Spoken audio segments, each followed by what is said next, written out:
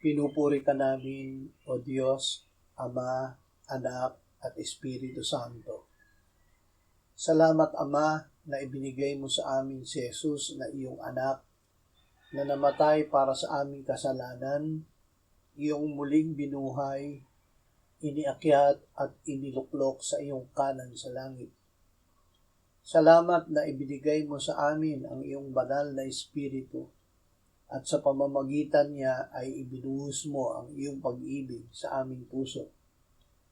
Salamat na kami ay na kay Kristo, kaya't kami ay naging mga bagong nilalang. Ang mga lumang bagay sa aming buhay ay lumipas na. Ang lahat ay naging bago.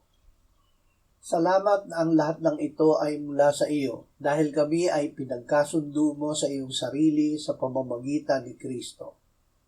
Salamat na para sa aming kapakanan, ginawa mong may kasalanan ang iyong anak na hindi nakakilala ng kasalanan, at dahil sa kanya kami ay naging iyong katuwiran.